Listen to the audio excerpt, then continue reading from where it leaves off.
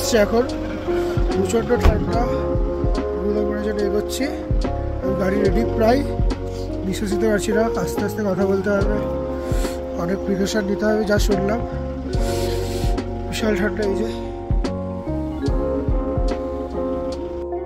28শে March 2022 আমাদের north সিকিমের দ্বিতীয় দিন, আর এই দিন যাওয়ার ছিল আমাদের গুরুদাংমার।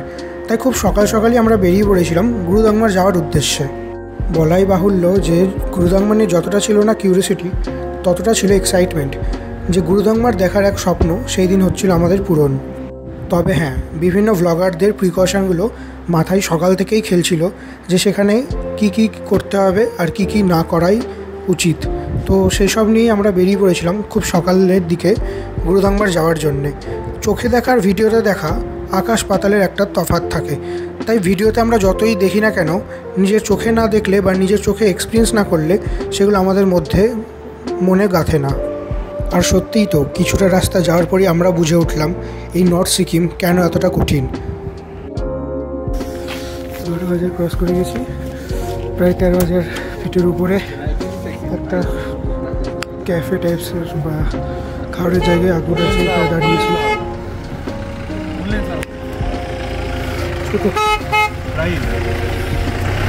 না মাফিয়া পর্যন্ত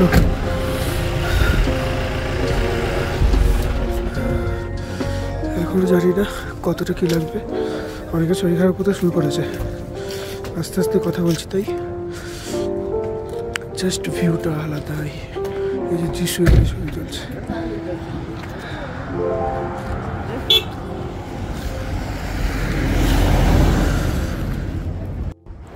ঘড়িতে তখন বাজছে সকাল 7টা, আর বাইরের ওয়েদার -5 ডিগ্রি সেলসিয়াস। এইখানটাতেই ছিল আমাদের প্রথম স্টপ, যেখানে আমরা রেস্ট নিয়েছিলাম খানিকক্ষণের জন্যে, সাথে খেয়েছিলাম কিছু খাবার। কিন্তু এখানে যা থামার কারণ ছিল এই ধোসা পয়েন্ট, যা ওয়ার্ল্ডস হাইয়েস্ট ধোসা পয়েন্ট, কিন্তু দুর্ভাগ্যবশত তখনও সেটি খুলে ওঠেনি, তাই আমরা সেদিন এইখানে ধোসা খেতে পারিনি। এখানে আমরা সেদিন নর্মাল ব্রেকফাস্ট করেই আবার বেরিয়ে পড়েছিলাম সেই প্রাকৃতিক সৌন্দর্য দেখার উদ্দেশ্যে, মানে গুরুদাংমারের এক্সপিরিয়েন্স করতে।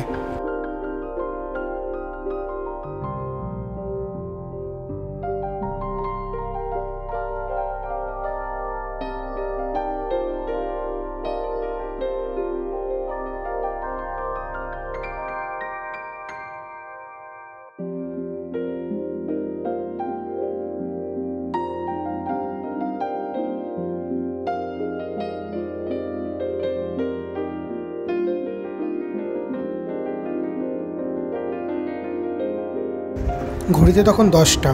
এইটা হচ্ছে ভারতীয় সেনাবাহিনীর একটা ক্যাম্প, যা গুরুদাংমার যাওয়ার আগে একমাত্র লাস্ট স্পট বা লাস্ট স্টপ। এরপরে আর থামার কোনো জায়গা থাকবে না। তো এখানে অবশ্যই বাথরুম সেরে নিয়ে আর কিছু খাবার থাকলে এখানেই খেয়ে তারপর সামনে এগোতে হবে। অবশ্যই সেনাবাহিনীর সাহায্য করেছিল তারা প্রচুর, তারা নিজে থেকে এসে আমাদেরকে সব কিছু বোঝালেন। তারা সব রকম প্রিকশনগুলো আমাদেরকে এক এক করে বললেন এবং সেগুলো আমরা শুনলাম। তাদের কথা অনুযায়ী আমরা খুব ধীরে ধীরে কথা বলতে শুরু করেছিলাম, আর অত দৌড়ঝাঁপ বা দৌড়াদৌড়ি করা একদমই বন্ধ করে দিয়েছিলাম। তো সেনাবাহিনীর কথা বা সেনাবাহিনীর ক্যাম্প পার করে আমরা এগোলাম আসল প্রকৃতির দিকে, যা ঘন্টার পর ঘন্টা গাড়ি এগোলেই কিছুটা যাওয়ার পরই আবার সিন চেঞ্জ হয়ে যাচ্ছিল। মানে 100 মিটার আগে যদি একরকম দেখতে পাবে, তো আরও 100 মিটার পর অন্যরকম একটা দৃশ্য তোমরা উপভোগ করতে পারবে। এই যাত্রা হয়তো ক্যামেরাবন্দি করেছি, কিন্তু তোমরা বুঝতে অসফল হবে, কারণ আমি জানি নিজের চোখে দেখা আর ভিডিওতে দেখা এক আকাশ পাতালের পার্থক্য হয়ে থাকবেই।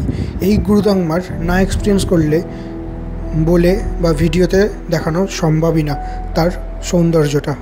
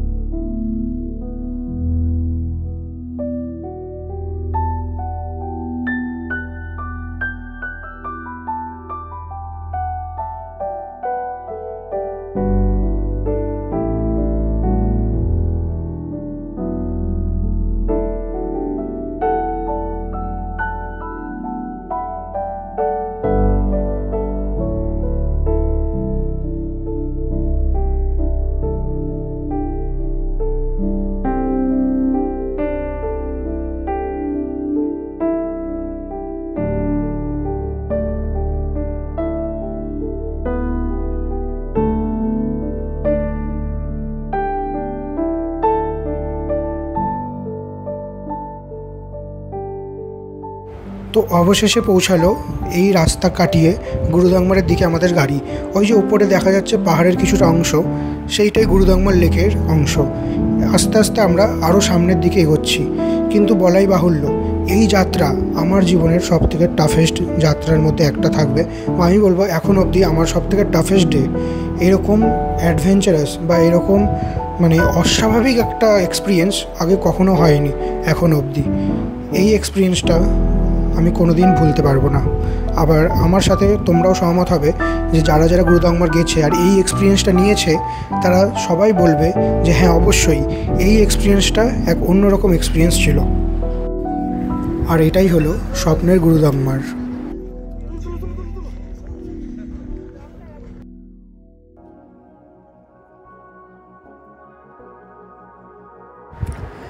কি তাড়াতাড়ি শেষ হয়ে গেল? হ্যাঁ সত্যি খুব তাড়াতাড়ি ক্লিপটা শেষ হয়ে গেল, কারণ এর থেকে বেশি ক্লিপ নেওয়ার ক্ষমতা আমাদের চারজনের মধ্যে কারোরই ছিল না। কারণ আমরা যে দুজন লাস্ট অবধি একদম সারভাইভ করেছিলাম, মানে আমি আর দীপন, আমরাও শেষ মুহূর্তে এই গুরুদাংমার ওঠা মাত্র বাংলা ভাষায় বলতে গেলে কেলিয়ে পড়ি। কারণ এতটাই কঠিন ছিল, এতটাই অক্সিজেনের অভাব ছিল, তাই আমরা বেশি ক্লিপ নিতে পারিনি। তাই আর এতে কোনো রিগ্রেটও নেই, কারণ চোখে যা দেখেছি তা কোনো দিনই ভুলবও না। তো এই ছিল গুরুদাংমারের এক্সপিরিয়েন্স। আশা করছি এই জীবনে আরও বহুবার যাব, আর সিকিম গেলে অবশ্যই আমি গুরুদাংমার অবশ্যই যেতে চাই। হ্যাঁ, তো এই ভিডিওটা এতটাই ছিল, কিন্তু এর পরের ভিডিওটা হবে সবথেকে বেশি ইন্টারেস্টিং, কারণ তাতে আমরা 12 ঘন্টা কী করে এক জায়গায় রাস্তায় আটকে ছিলাম আর্মির গাড়ি অ্যাক্সিডেন্ট হওয়ার কারণে, কি করে আমরা 3টা থেকে 4টে ট্রেন মিস করি, তারপর আমরা বাড়ি ফিরি, সেই এক্সপিরিয়েন্স নিয়ে থাকছে পরের এপিসোড। তো এখনও যারা সাবস্ক্রাইব করোনি তাড়াতাড়ি করে নাও। বাই।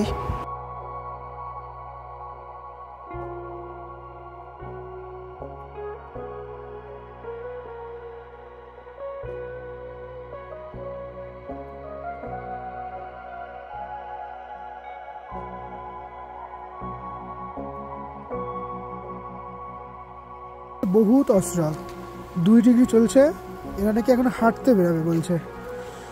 আমি পুরো চৌচির হয়ে গেছি ঠান্ডায়, এরা হাঁটন দিচ্ছে, হাঁটন লাচেনের 2 ডিগ্রিতে হাঁটন দিচ্ছে।